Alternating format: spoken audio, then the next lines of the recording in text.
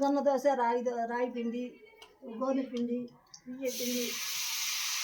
నుంచి వంగిన వేస్తావా? మంచిది. ఒక నిమిషం. సుబ్రతమ్మ, ఇది జొన్న పిండి, రాగి పిండి, సజ్జ పిండి, గోధుమ పిండి. బాగా మంచిదంట కదా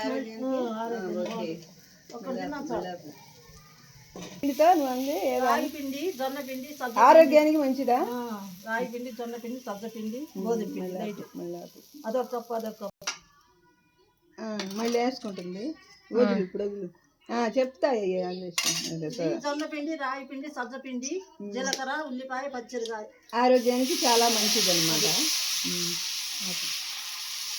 ఇది జొన్న పిండి, రాగి పిండి దోశ చాలా టేస్ట్ గా ఉంటుంది. కట్ల మీద ఎమ్మటే కలిపి పోయటమే.